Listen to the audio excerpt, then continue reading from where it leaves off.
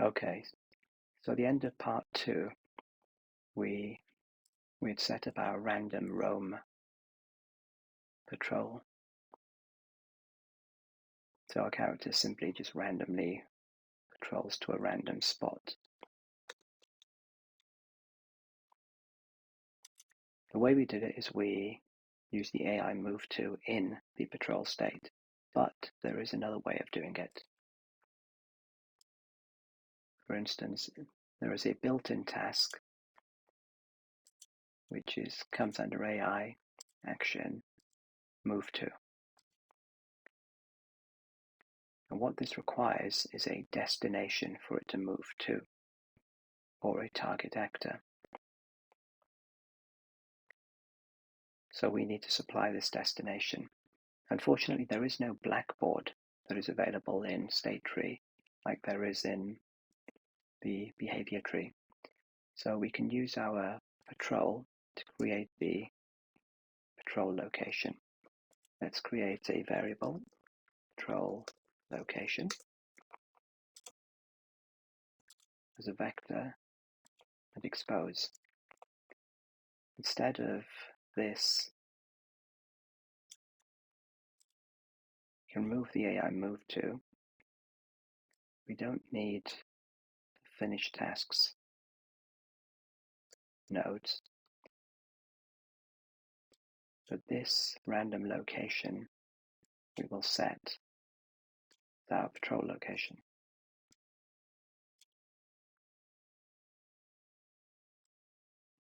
Now when we return here, this is the patrol location.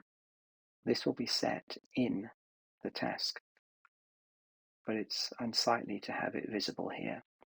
So what we can do is, on the patrol location, we can give it a category called output. And now it cannot be altered here, but will be set by the task. And in the destination, we can bind this to patrol location.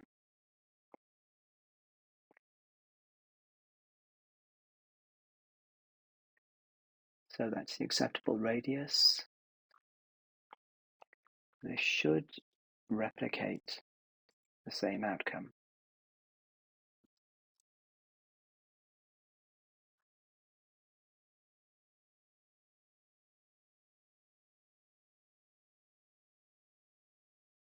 So he moves once.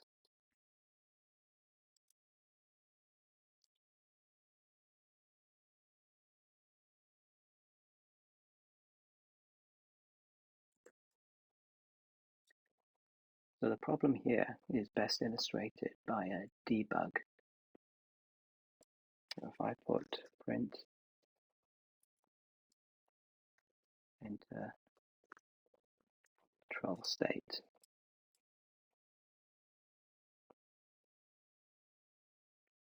and run, so he enters the idle state, enters patrol state once, and then he just seems to spam the re-entry. So we do need to break out of this, which would also allow us to put in a delay between the movements. So in the root, we'll add another state. We'll call this delay after patrol. Just move it up here. Now we'll give this a task. It's a simple delay task. It will delay for 2 seconds. And when that completes, we'll tell it to go back to the patrol state.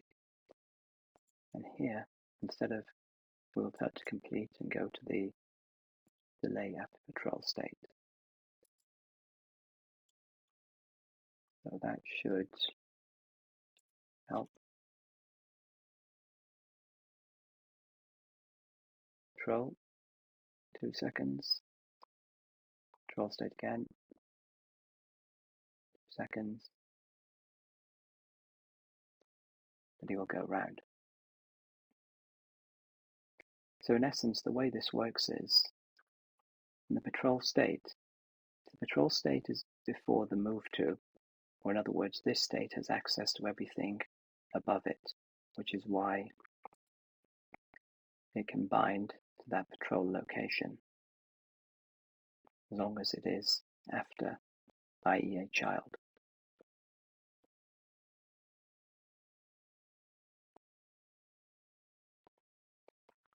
Now, if we want to make a better patrol, so say for instance we want him to patrol around this area, the easiest way would be to create a spline. Let's go here, our AI will create a patrol spline, EP, and we'll give it a spline.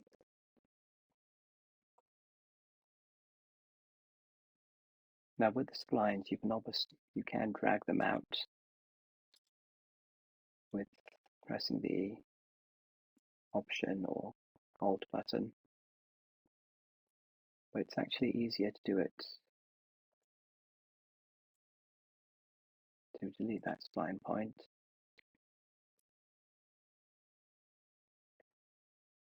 To add that here, go to the modeling mode and to use this draw spline and to pick as your actor an existing actor, which is our BP patrol spline that we added. Now if we add one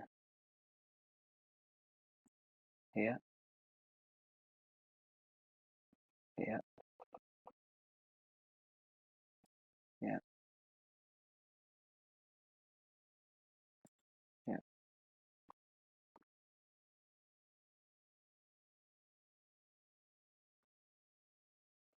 and loop it. Now we have a nice spline. We can visualize it.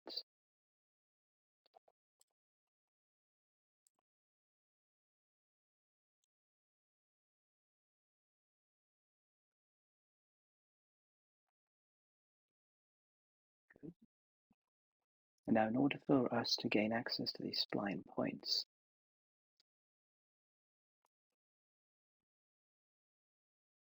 let's open the patrol spline, go to the event graph. So what we should do is store the world location of each of these spline points. Get the spline, get number spline points, and we do a for loop through each of these points, starting from 0 and going to total number minus 1. And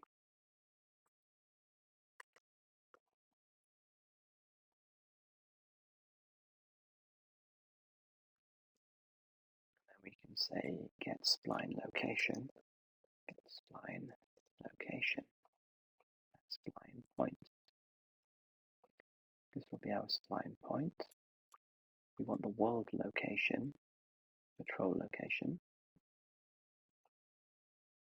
And just to make sure that we're getting it correctly, we could just draw debug sphere location, duration of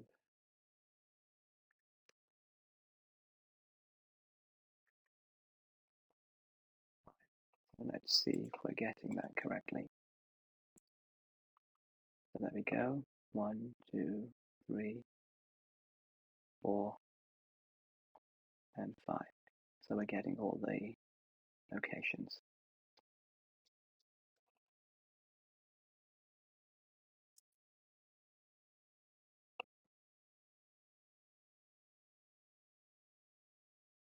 Delete that spline point. We don't need, so we only need 1, 2, 3, 4. Brilliant. And we can store these in an array.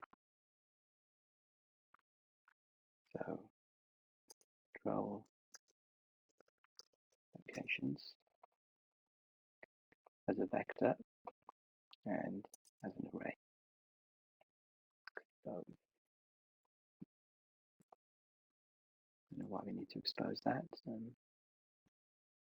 Control locations, add location.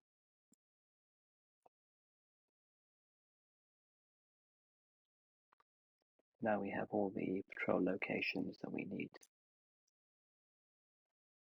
do a round.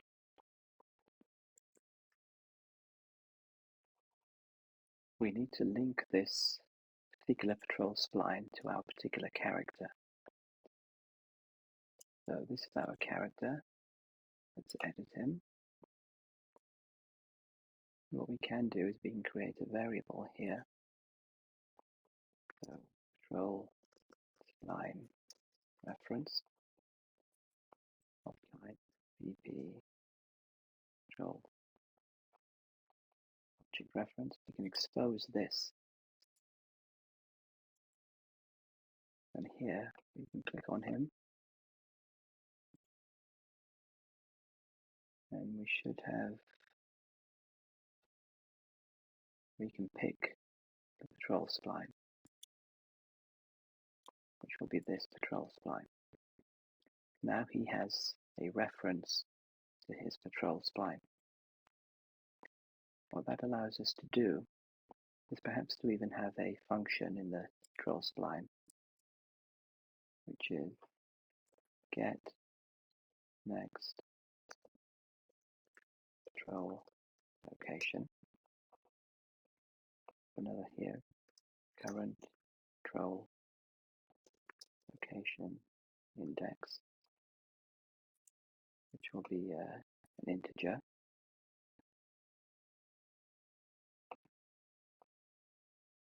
And what we check here is, so we get the current patrol location.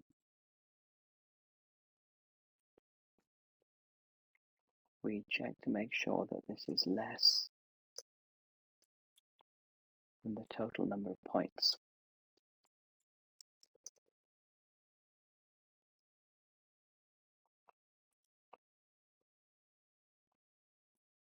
We branch on this. If it is not, then it means that we've reached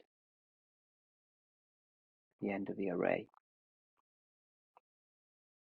So we set it back to 0. So if it is false, set it back to 0. Otherwise,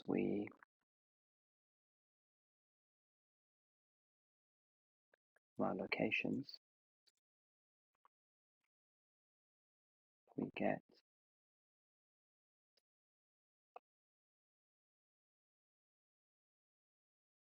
the current index.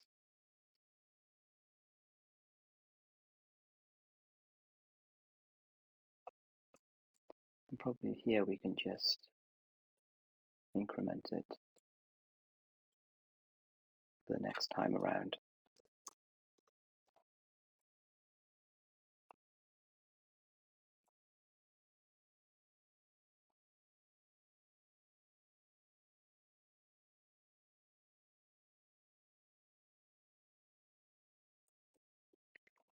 We need to return this value, but we'll store this as a local variable.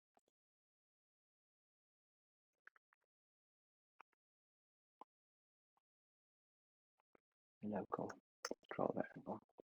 Because otherwise, this incrementing will cause us problems. So both of these can go here, and we can increment it, and then we can return this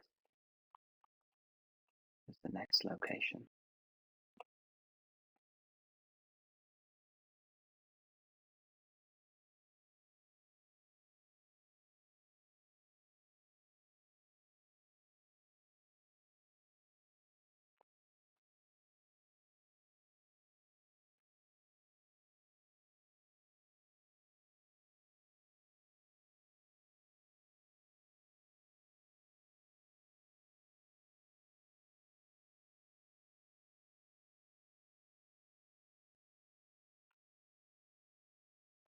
So that should hopefully give us each one of the patrol locations in sequence.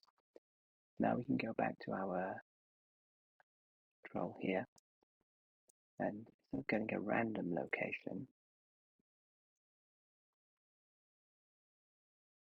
we will, from our enemy pawn, we will get the patrol. Make sure this is valid, that it has been set. And if it has, we'll say get next patrol location.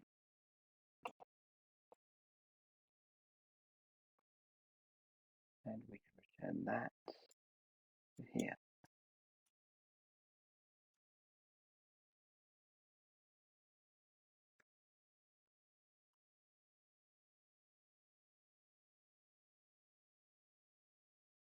There goes that.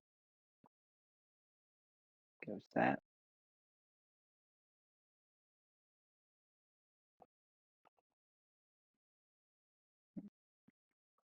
And he goes that. And then he keeps going around in his patrol sequence.